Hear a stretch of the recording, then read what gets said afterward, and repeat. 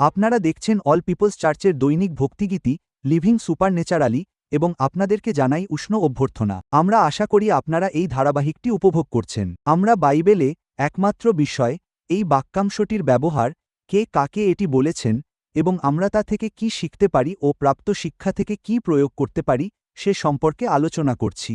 তো আজ আমরা যোহন অধ্যায় 9 পদ 25 দেখব, যেখানে একজন ব্যক্তি এটি বলেছেন।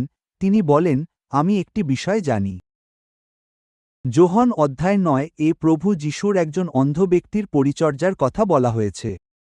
তিনি জন্ম থেকেই অন্ধ ছিলেন।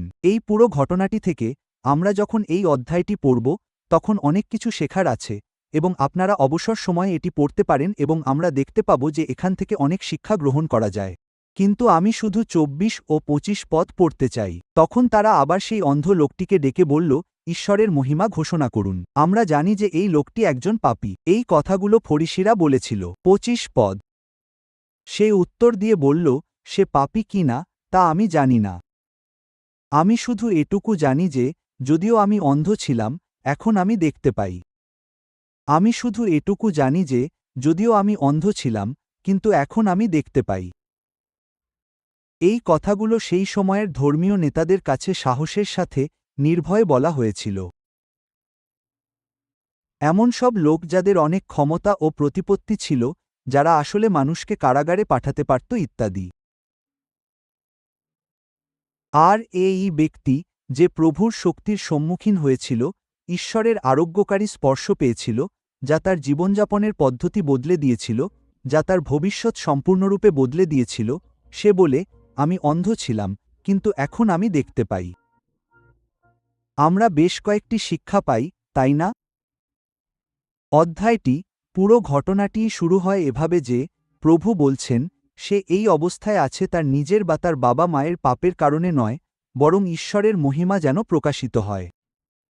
এবং তিনি বলেন, ঈশ্বরের মহিমা প্রকাশিত হয় কিভাবে? লোকটির আরোগ্য লাভের মাধ্যমে।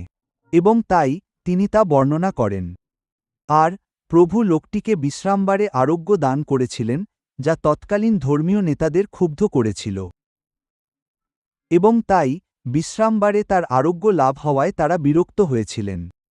জন্ম থেকে অন্ধ এই লোকটি যে এখন দেখতে পাচ্ছে, তাতে তারা খুশি ছিলেন না। তার পুরো জীবনটাই বদলে গেছে। তারা এতে খুশি ছিলেন না এবং তারা এই অলৌকিক ঘটনাটি স্বীকার করতে অস্বীকার করেছিলেন, তাই না? ধর্মীয় নেতারা এই অলৌকিক ঘটনাটি স্বীকার করতে অস্বীকার করেছিলেন। তাই তারা এটা খুঁজে বের করার চেষ্টা চালিয়ে গেলেন, এটা কিভাবে ঘটল, কে এটা ঘটালো।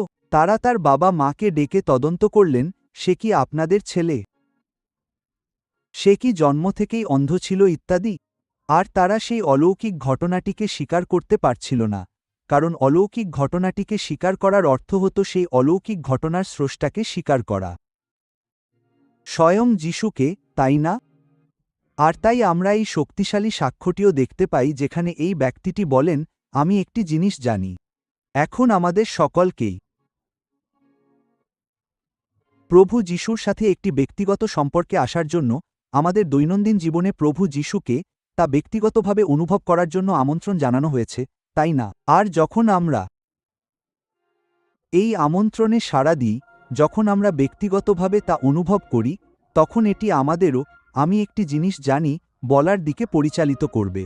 এটি আমাদের এই আমি একটি জিনিস জানি ধরনের সাক্ষ্যের দিকে নিয়ে যাবে। আমাদের আস্বাদন করে দেখার জন্য আমন্ত্রণ জানানো হয়েছে যে প্রভু মঙ্গলময়। গীতসংহিতা 34:8। আমাদের ত্রাণকর্তা হিসেবে, সর্বাগ্রে আমাদের যোগানদাতা হিসেবে প্রভুকে অনুভব করার জন্য আমন্ত্রণ জানানো হয়েছে। আমাদের আস্বাদন করে দেখার জন্য আহ্বান করা হয়েছে যে প্রভু আমাদের আরোগ্যদাতা। আমাদের আস্বাদন করে দেখার জন্য আহ্বান করা হয়েছে যে প্রভু আমাদের উদ্ধারকর্তা, তিনি আমাদের বন্ধন ছিন্নকারী। আমাদের আস্বাদন করে দেখার জন্য আহ্বান করা হয়েছে যে তিনি শান্তির রাজকুমার, তাই না? আমাদেরকে আস্বাদন ও দর্শন করার জন্য আহ্বান করা হয়েছে, যেন আস্বাদন, দর্শন বা অভিজ্ঞতা লাভের পর আমরা সাক্ষ্য দেওয়ার সেই স্থানে পৌঁছাতে পারি। আমরা যেন সাক্ষ্য দেওয়ার সেই স্থানে পৌঁছে বলতে পারি, আমি একটি কথাই জানি। আমি একটি কথাই জানি, আমি অন্ধ ছিলাম কিন্তু এখন দেখতে পাই। প্রভু যেন আমাদেরকে তার সাথে এমন শক্তিশালী সাক্ষাতের দিকে পরিচালিত করেন যা আমাদেরকে পরিবর্তন করে, যা আমাদেরকে অভ্যন্তরীণ রূপান্তরের এক স্থানে নিয়ে আসে, অথবা আমাদের সমগ্র সত্তার শারীরিক, মানসিক এবং আধ্যাত্মিক রূপান্তরের দিকে নিয়ে আসে, যেন আমরা সাক্ষ্য দিতে পারি, যেন আমাদের জীবন এই কথা বলে, এই ঘোষণা করে সাক্ষ্য দেয়, আমি একটি কথাই জানি, আমি অন্ধ ছিলাম, কিন্তু এখন দেখতে পাই। আমরা কি প্রার্থনা করব? পিতা, প্রভু, আমরা আপনাকে ধন্যবাদ জানাই সেই ব্যক্তির সাক্ষ্যের এই শক্তিশালী কথাগুলোর জন্য, যিনি আপনাকে আরোগ্যদাতা হিসেবে পেয়েছেন। এবং প্রভু, আমরা আপনাকে আমাদের ত্রাণকর্তা হিসেবে পেয়েছি। এবং প্রভু, আমরা প্রার্থনা করি যেন আপনি আমাদেরকে পথ দেখিয়ে যান। প্রভু, ঈশ্বর, নানা উপায়ে যেন আমরা এমন শক্তিশালী সাক্ষাতের অভিজ্ঞতা লাভ করতে পারি, প্রভু, যা আমরা অস্বীকার করতে পারব না। যার মাধ্যমে আমরা আমাদের চারপাশের সকলের কাছে সাক্ষ্য দেওয়ার সেই পর্যায়ে পৌঁছাতে পারি, প্রভু যিশুর দিকে ইঙ্গিত করে বলতে পারি, এই একটি বিষয় আমি জানি, এই একটি বিষয় আমি সাহসের সাথে ঘোষণা করতে পারি। হ্যাঁ, প্রভু, আপনি যেমন আমাদের পরিচালনা করেন, তেমনি আমরা আপনারই প্রশংসা ও মহিমা করি। যিশুর নামে আমরা প্রার্থনা করি। আমেন।